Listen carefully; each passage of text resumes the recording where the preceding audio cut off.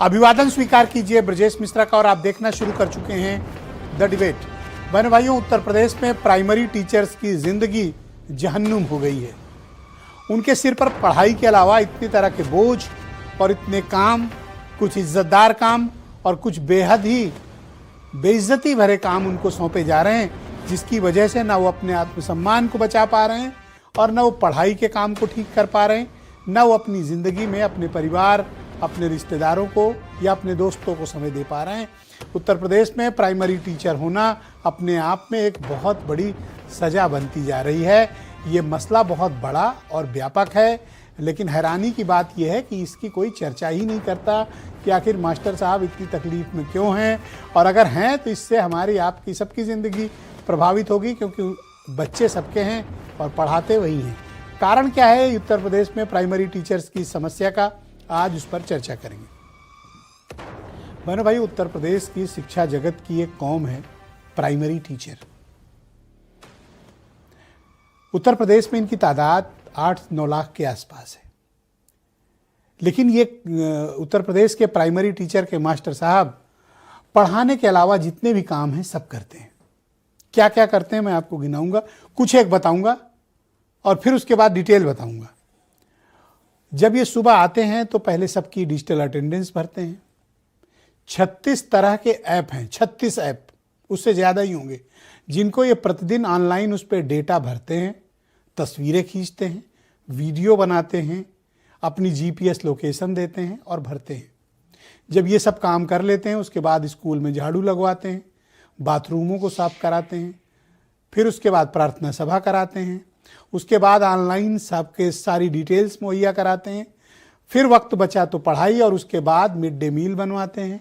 Mid day meal के बाद फिर रिपोर्टिंग होती है, और जब ये सब कर लिए होते हैं उसके बाद उनको जनगणना का काम, मतगणना का काम, SIR का काम, राष्ट्रीय कार्यक्रम कराए जाते हैं, ईंधन का इंतजाम, और फिर शाम को प्रधान जी कहते हैं कि मास्टर साहब सुबह बाज़ार से सब्जी और अनाज भी लेते आना, क्योंकि कल बनेगा क्या, अभी इसकी तैयारी नहीं है।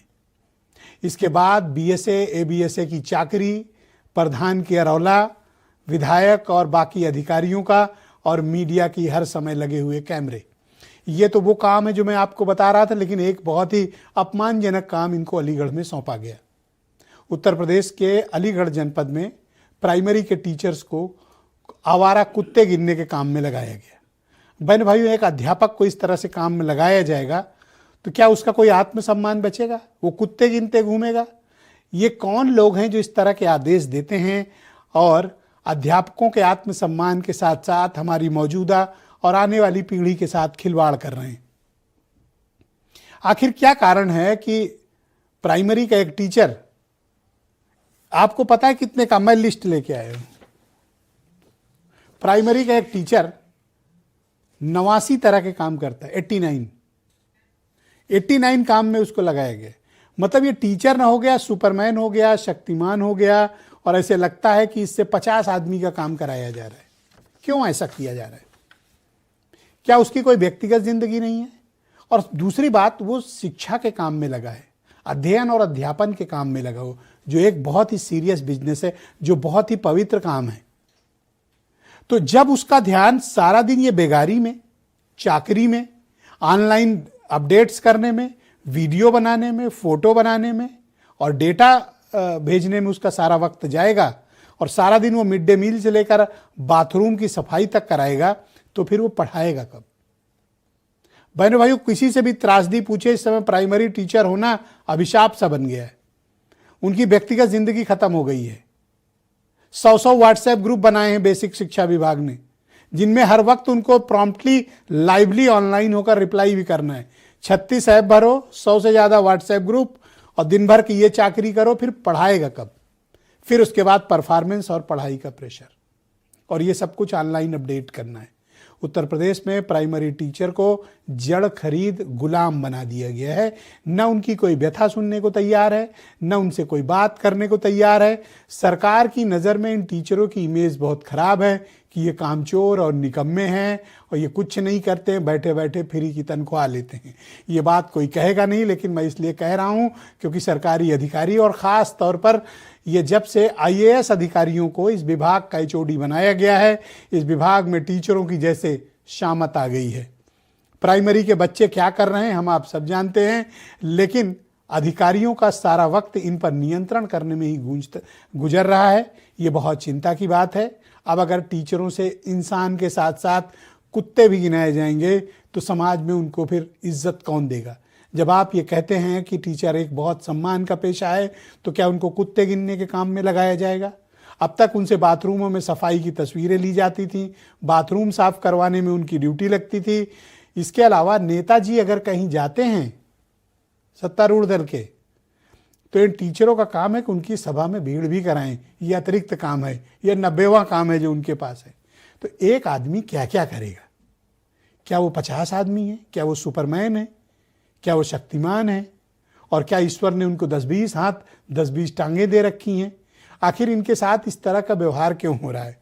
सरकार, संगठन और टीचर्स, इनके बीच का जो तालमेल है, ये आईएएस अधिकारियों ने ऐसा गड़बड़ाया है कि आज टीचर सर्वाधिक आपको या तो तनाव में मिलेगा या अवसाद से ग्रस्त होगा, जिसे हम डिप्रेशन कहते हैं। वो फिर हमारे आपके बच्चों को क्या पढ़ाएगा?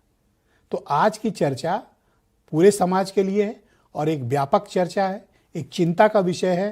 तो जो लोग भी ये डिबेट देख रहे हो, कृपया अपनी अपनी राय भी फेसबुक, ट्विटर, यूट्यूब, व्हाट्सएप, जहां भी आप इस डिबेट को देख रहे हैं, अपनी राय भी हमको भेजते रहिए।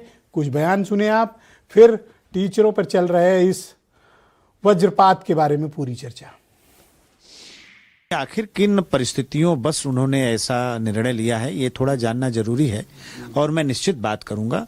थोड़ा ये व्यवहारिक नहीं लग रहा है, मुझे भी अच्छा नहीं लग रहा है, तो मैं निश्चित उनसे बात करूंगा। इन्होंने जो पूरी की पूरी शिक्षा नीति है उसको बर्बाद करके रख दिया। इन्होंने पढ़ाई के सिस्टम को चौपट कर दिया।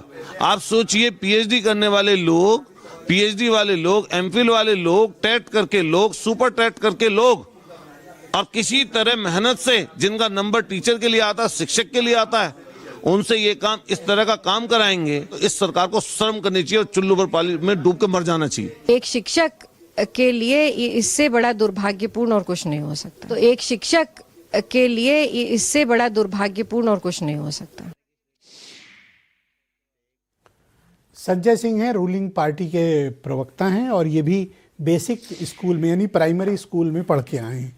फराज किदवई समाजवादी पार्टी के प्रवक्ता हैं, शायद ये कॉन्वेंट स्कूल से पढ़े होंगे।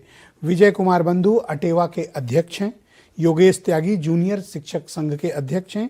Doctor Dinesh Chandra Sharma teachers association के जाने माने लीडर्स हैं, पहले प्रदेश अध्यक्ष थे, आजकल टीएफआई के यानी टीचर्स फेडरेशन ऑफ इंडिया के राष्ट्रीय अध्यक्ष हैं। इनका प्रमोशन हो गया है। टीचर तो अवसाद में है, परेशानी में है, तनाव में है, पर शर्मा जी का प्रमोशन हो गया। वीरेंद्र जी भी हमारे साथ मौजूद हैं, हमारे स्टेट हेड। आप सभी का